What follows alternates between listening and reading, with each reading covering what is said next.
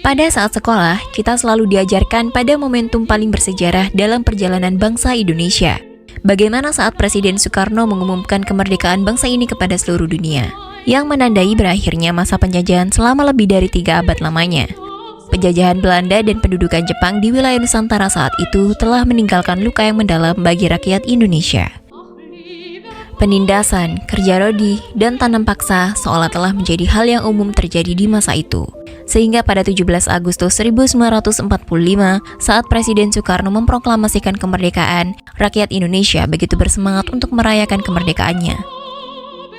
Tapi di balik sorak-sorai dan semangat persatuan rakyat Indonesia saat itu, ada sisi lain dari sejarah kemerdekaan yang sering terlupakan dan bahkan tidak pernah diajarkan di mata pelajaran apapun.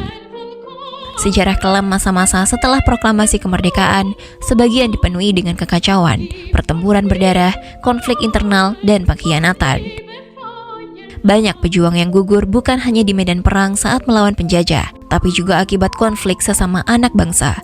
Seperti saat pahlawan Indonesia Tan Malaka harus tewas di tangan tentara Indonesia sendiri, hingga saat pembantaian massal yang dilakukan oleh rakyat Indonesia kepada orang-orang Belanda dan etnis Tionghoa yang memakan hingga ribuan korban jiwa. Kali ini, saya akan membahas tentang sejarah kelam pada masa kemerdekaan Indonesia, peristiwa-peristiwa apa yang terjadi saat itu, dan apa sebenarnya yang terjadi, sehingga sejarah Indonesia membungkam peristiwa-peristiwa ini.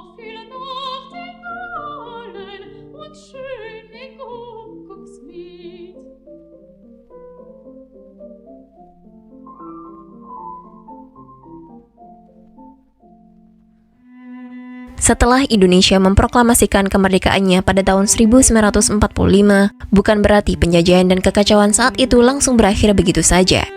Justru pada masa awal-awal kemerdekaan itu dikenal sebagai masa bersiap atau periode bersiap, yaitu periode transisi penuh ketegangan, kekerasan, penindasan, dan kekacauan sosial dan politik masa itu. Dalam konteks masa bersiap yang terjadi antara tahun 1945 hingga 1946, berbagai ketegangan sosial pun meledak dalam bentuk kekerasan hingga pertumpahan darah, yang sayangnya juga menimpa kelompok-kelompok sipil tertentu. Di antara yang paling terdampak adalah komunitas Belanda, Indo-Eropa, dan Tionghoa. Setelah Jepang meninggalkan wilayah Indonesia, sebagian besar wilayah Indonesia mengalami kekosongan kekuasaan tanpa pemimpin. Pemerintah Republik Indonesia sendiri baru terbentuk dan belum mampu mengendalikan seluruh wilayahnya di masing-masing daerah. Dalam kekosongan ini, banyak kelompok pemuda bersenjata dan laskar rakyat mengambil alih fungsi keamanan secara informal. Sementara itu, sebagian besar orang Belanda baik sipil maupun militer yang sebelumnya menjadi penguasa kolonial ditahan oleh Jepang yang kemudian akhirnya dibebaskan oleh sekutu. Orang Belanda dan Indo-Eropa saat itu, terutama mereka yang dianggap sebagai bagian dari struktur penjajahan selama ratusan tahun, seringkali menjadi sasaran balas dendam oleh pribumi. Orang-orang hasil percampuran etnis Belanda dan pribumi yang lahir dan hidup di Hindia Belanda kerap menjadi korban kekerasan dalam masa bersiap. Meskipun banyak dari mereka tidak terlibat langsung dalam sistem kolonial, tapi status sosial dan identitas kulit putih mereka yang secara sosial dikaitkan dengan penjajah Belanda. Mereka ditahan, diintimidasi, dan bahkan ada yang dieksekusi oleh kelompok-kelompok bersenjata yang melihat keberadaan mereka sebagai simbol masa lalu yang menindas. Banyak dari mereka ditempatkan di kamp-kamp interniran untuk alasan keamanan, baik oleh pihak Republik maupun oleh pasukan sekutu. Kekerasan ini tidak hanya terjadi secara sporadis, tetapi meluas di wilayah-wilayah seperti Jakarta, Bandung, Semarang, dan Surabaya. Para korban kerap kali tidak mendapatkan perlindungan karena pemerintah Republik sendiri belum memiliki kontrol atas situasi di lapangan. Naasnya lagi, korban-korban dari amarah pribumi kebanyakan dari wanita dan anak-anak Belanda dan Indo-Eropa. Sementara itu, komunitas Tionghoa menghadapi situasi yang lebih kompleks. Sebagian masyarakat Tionghoa telah lama menjadi bagian dari struktur ekonomi kolonial, khususnya dalam sektor perdagangan dan keuangan. Hal ini menyebabkan munculnya persepsi negatif di kalangan masyarakat pribumi, bahwasannya mereka berpihak kepada Belanda atau setidaknya mengambil keuntungan dari sistem kolonial selama penjajahan berlangsung. Meski tidak semua Tionghoa berada dalam posisi itu, tapi stigma tersebut sudah tertanam sejak zaman Hindia Belanda berlangsung. Pada masa bersiap, persepsi ini berkembang menjadi tindakan kekerasan.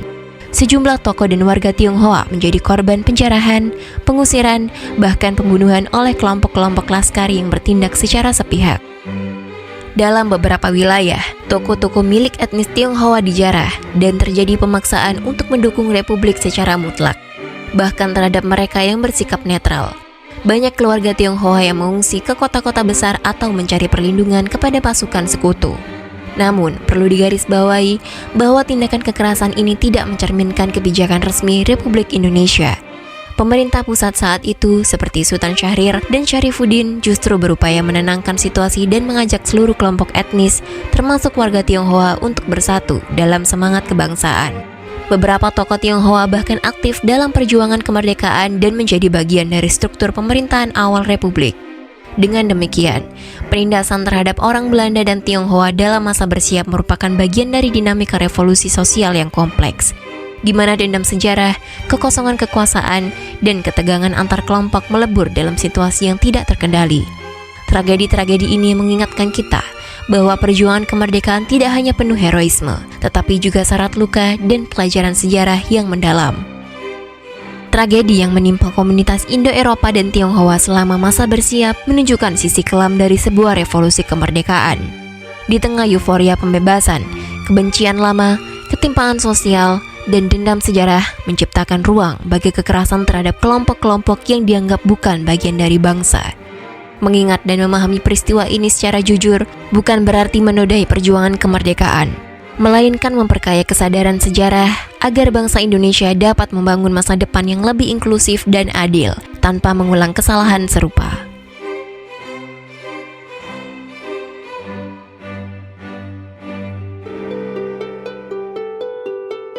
Kali ini, kita akan loncat ke peristiwa ratusan tahun sebelum proklamasi kemerdekaan dikumandangkan. Ketika pembangunan Jalan Raya Pos atau The Groot Postweg yang membentang dari Anyer di ujung barat Pulau Jawa hingga Panarukan di ujung timur Jawa, yang merupakan proyek infrastruktur ambisius yang dibangun pada masa pemerintahan Gubernur Jenderal Herman Willem Daendels pada tahun 1808 hingga 1811. Jalan sepanjang lebih dari 1.000 km ini dibangun untuk tujuan militer dan administratif, guna memperkuat pertahanan kolonial Belanda menghadapi ancaman Inggris. Namun di balik pembangunan besar ini, tersembunyi praktik kelam berupa korupsi pejabat pribumi dan eksploitasi besar-besaran terhadap rakyat pribumi. Pada saat itu, Daendels memerintahkan pembangunan jalan ini dengan cara kerja rodi. Puluhan ribu rakyat dipaksa bekerja tanpa upah dalam kondisi minim makanan, tanpa alat berat, dan diawasi dengan kekerasan. Ribuan orang meninggal karena kelelahan, kelaparan, penyakit, atau kekerasan fisik selama proyek berlangsung.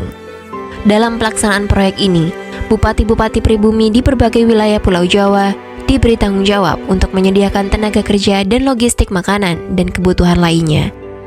Namun, banyak dari mereka justru memanfaatkan situasi ini untuk memperkaya diri sendiri. Mereka melaporkan jumlah pekerja fiktif, mengurangi jatah makanan, dan alat kerja yang seharusnya diberikan kepada rakyat, serta meminta uang pelicin dari rakyat agar tidak dijadikan tenaga rodi. Dalam catatan Belanda maupun sejarawan lokal, terdapat bupati dan wedana yang secara sistematis memotong anggaran dan menyisihkan hasil pungutan rakyat demi kepentingan pribadi dan keluarganya.